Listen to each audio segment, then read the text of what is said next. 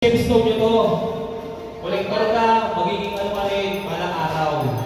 Diba? Kaya ano nyo lang, tiyagaan nyo lang, hanggang nandito ko, tutulungan ko kayo. Kaya inaano ko kayong lahat. Gusto ko kayo disiplinahin, pero atigas ng ulo talaga ng iba. Marami ba talaga sa ulo? Pero kayo paano? Papakalanan natin yan. Lalas ko dyan ako yan. Paborito ko yan, sunod ako. Paborito ka yan. Malaman ka yun eh. Basta, yun lang. Tsagayin nyo lang na magtrabaho kayo. Isipin nyo yung pamilya nyo. Ha? Sipagan nyo lang kasi para sa pamilya nyo yung ginagawa nyo. Ngayon, yung mga asawa naman, huwag nyo naman sakalin yung mga kolektor ko. Kasi minsan yung subukan sa akin eh. Tanghali na daw sila kasi naglalaro pa daw sila. Totoo ba yun? Naglalaro na ano? Huwag naman gano'n sa mga kolektor. Dapat na, yung mga kolektor na yan, magpagod. Yung asawa dapat kung deserve nyo ng pagkain, o kaya may masahe man lang. Dapat gano'n. Kasi syempre, hindi naman yung kolektor ka. Akala nyo, gano'n lang din kadali. Nakaka-stress din yan. Nakakapagod. Hindi naman basa-basa na maniningil ka dyan. Minsan may mga pasaway na driver o pasahero. Kaya yung mga misis naman, pag umuwi yung asawa, salubungin nyo naman lang medyo, kasi nagtrabaho naman. Pag umuwi ng lasing, tadyaan nyo, patayin nyo na kaldero. Pero pag umuwi naman ng matino, kahit pa paano, i-approach nyo naman ng maayos. Kasi nagtatrabaho naman sila. Yun lang ano sa mga asawa, parang wala nakikinig. Parang wala nakikinig ang asawa. Kaya lang, sa akin, mga kolektor, ayusin nyo lang yung trabaho nyo. Huwag kayong mag-alala, dyan ako sa likod nyo. Basta nasa ayos lang kayo. Pero pag ang oras na ginawa nyo yung mga talagang sinasabi ko sa inyo na bawal, labas na tayo dyan. Kumbaga, may batas tayo dito. Kaya sa akin naman, kung kayo naman talaga yung nasa tama, walang problema. Pero alam ko naman na kayo yung gumawa ng mali. Mahirapan tayo dyan. Ayoko rin naman anlungin yung mali. Gusto natin parehas. Ano na, umpisa na kasi ito mga ito eh. Nakailan na ba kayo? Pangalawa pa lang yan. Gutom na ba kayo? Medyo lang.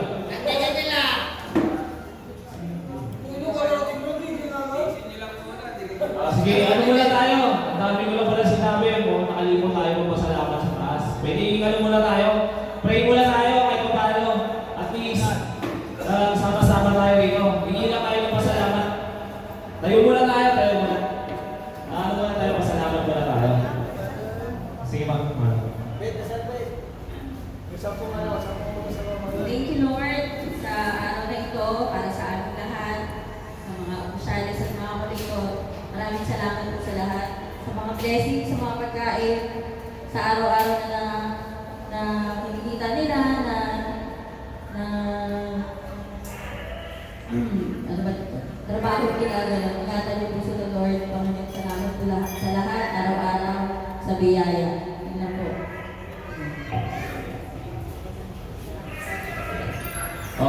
Sige po, okay na po, mag-uuna po tayo. GM, magka po kasi chairman. Paano lang po natin.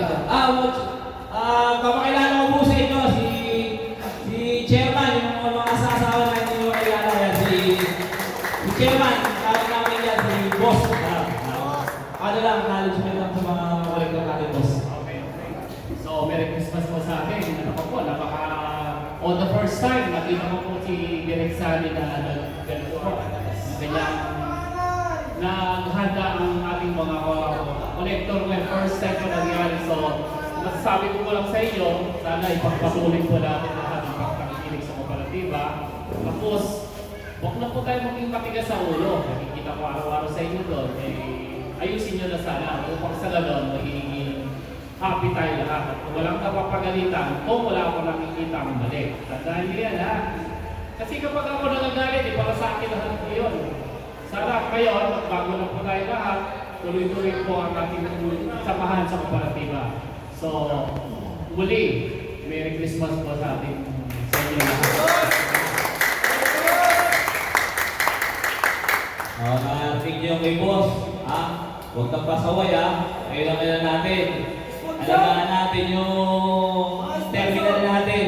Pakita natin kay boss na kaya natin ayusin yun. Ha? Kailangan ano ko sa inyo.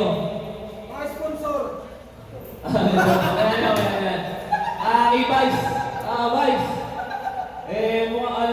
May gusto ko sabihin yata sa mga kolektor ko. Halika rito, Vice. Ikaw na nagsabi. May ano ka rito eh. Para may masabi ka naman. Alam mo naman ba itong kolektor? Kaya mananood ka. Ano yung naman sa kita? Para malaman ng asawa nila, namabait yung mga yan. Oo, mabait yan. Ready kayo sa bingo, ha? Unang-una sa lahat, maraming salamat at naimbitahan kami mga direktor dito. Nakikikain lang kami, ha? Okay, maganda lang mga kolektor, ha? Hindi ko makaibubuhin sa mga asawa niyo na may special na pasero kayo yung sinasakay lagi sa akin. Hindi ko na sasabihin mga pangalan. Kaya lang, easy lang, ha? Easy. Alam mo naman yun. Mapupulabog din yan! Ako lang yung sinabi ni Eric Sani kanina, yung trabaho nyo, mahalaga yan sa atin. Lalo sa terminal. Kayo yung nag-aayos yan sa mga pasero natin. Importante kayo dyan. Narinig ko yung sinabi nyo sa akin kanina, yung tungkol sa kolektor. Huwag nyo nilalang yung kolektor. Lahat kami nanggaling dyan. Nanggaling dyan.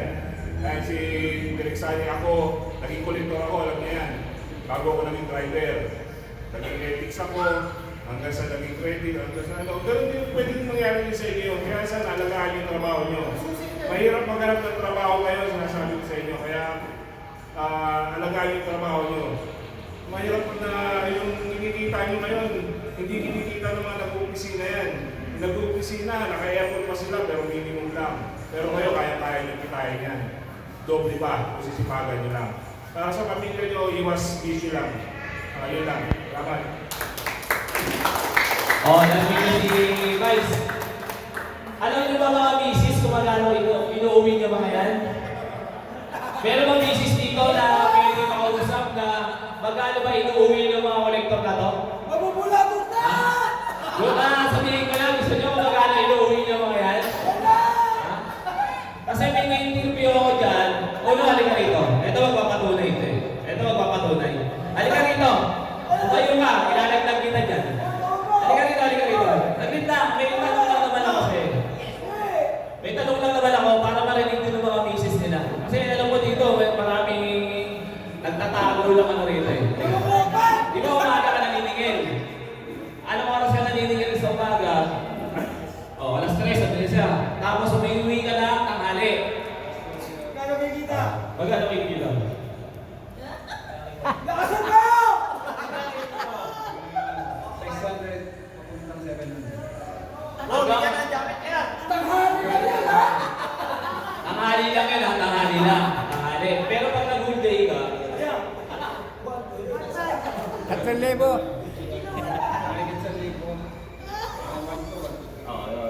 Bobo, bobo, tapos tumas, narinig niyo ha. Kasi meron dito mga kolektor, sinasabi nila, naghahagilap daw sila pambayad ng kuryente, pambayad ng tubig, araw-araw, yun ang babayaran. Ito ba 300? Kaya sabi ko pero dito, hapon na pumupunta pero kumikita pa. Kaya kailangan ko rito sa inyo, huwag kayo sa mga asawa, huwag kayo magtitiwala sa asawa na sasabihin, ito lang yung inuwi nila. Huwag ka rin. Nakakaduda yan, halimbawa 500 lang iniintriga yan. Nakakaduda yung mga yan. Maganda rin yan. Lalo ng David. Ang lakas kumita nito ni David eh. Si Jowa, 300 yung limit na. Yan, Jomari. Simple-simple lang yan to. Pag nagbilang ng pera yan, grabe. Kilala pa yung papa niya. 300 sa araw? Kaya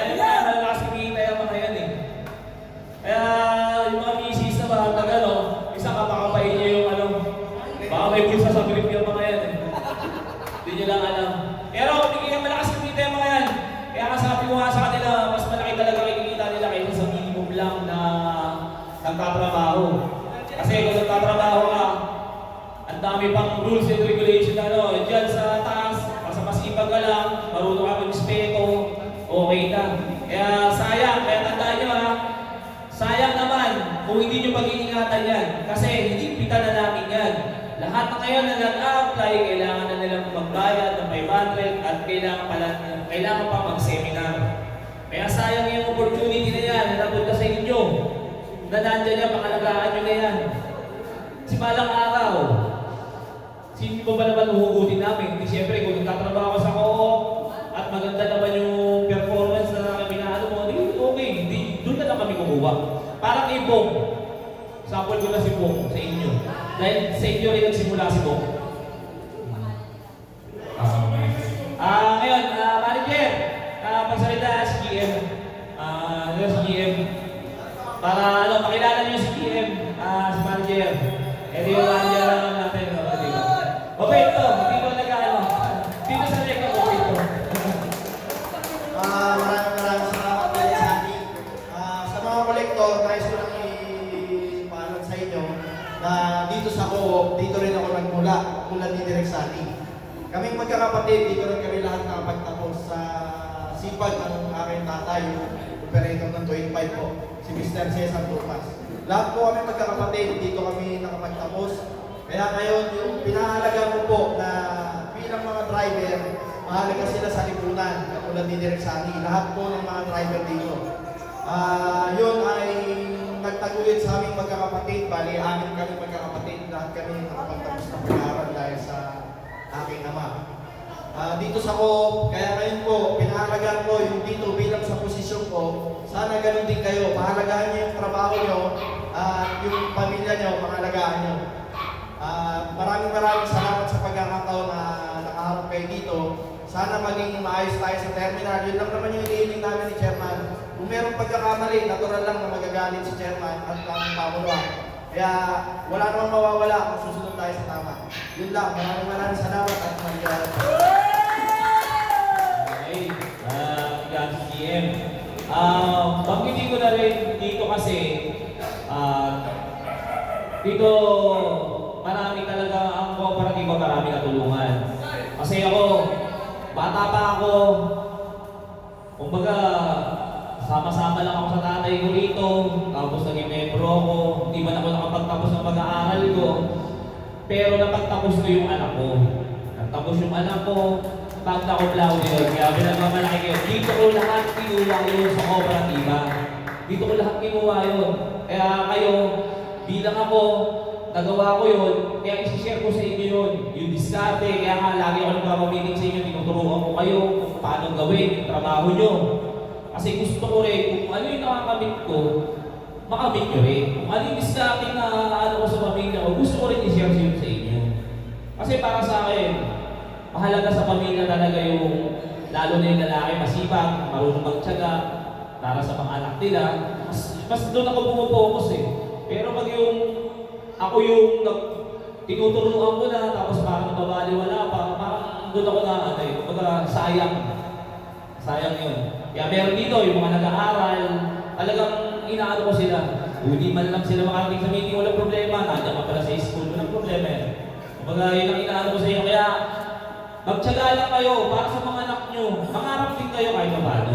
Hindi yung puro, ano lang tayo na pagkatapos ng sige, inom. Okay lang mag-inom, pero kailangan, yung para sa pamilya, nakatabi na yan. Huwag nyo sasagarin, itabi nyo. Yun yung ano ko sa inyo. Yung ano natin, basta yung diskarte natin para sa pamilya natin, talagang seryosohin nyo para sa kanila. Para sa mga anak nyo, tumulong kayo sa magulang. Yun ang ano nyo. Yun yung dapat nyong gampanan. Tumulong kayo sa magulang nyo o tulungan nyo yung asawa nyo para sa pagpapalaki ng pamilya nyo. Yun ang rules natin mga lalaki. Pag tinakbuhan nyo yan, bakla kayo. Takot kayo sa problema, takot kayo humarap kung ano yung dapat nyong harapin. Basta kung ano yung problema, nasusolusyonan naman yan. Kasi kung magmumukpo ka lang, walang nangyayari sa inyo. Yun lang kasi, hindi kasi gusto ko talaga i-share sa inyo na ano. May sasalita pa isang director. Last na lang to para ano natin. Direct Matt. Pwede ka na rito, Direct Matt. Ito yung director natin na napakabait dito. Direct, ano naman dito, konting mensahe lang sa mga kolektor ko. Para, ano kasi, in-invite ko kasi itong mga director ko. Kasi akala kasi ng mga kolektor ko na mag-iinuman lang kami, mag-ano. Kailangan din naman kahit paano, meron din kayong malaman na ano ba? Arrangement lang naman. Arrangement lang sa mga kolektor ko. Ano sa kanila. Abay ito. Una-una, magandang umaga sa inyo lahat. Siguro naman lahat dito kilala na ako. Isa lang naman kanina, narinig ko yung sinabi ni Parang Sani, ni Direk Sani. Ibigay niyo daw lahat sa asawa niyo, yung mga kinita niyo. Para sa akin, mali.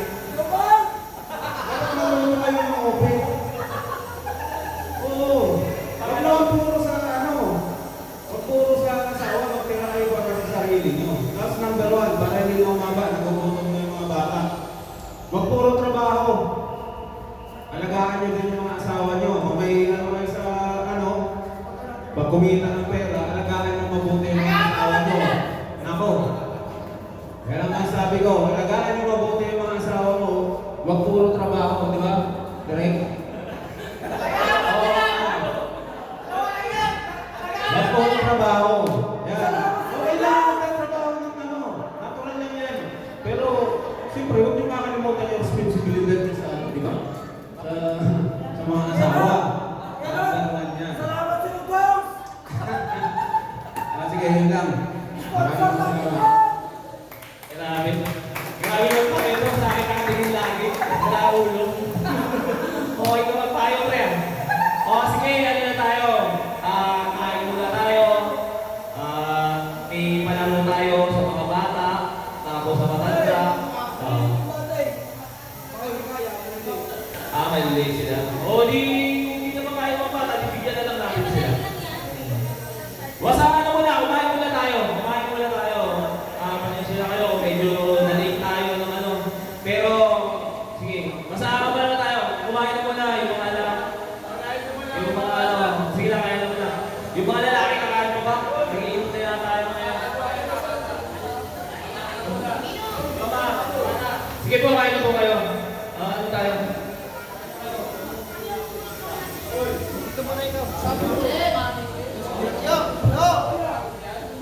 Okay, kainin nyo na lang naman dyan. Sige lang, kayo lang. Pakita mo lang kayo gusto na ako.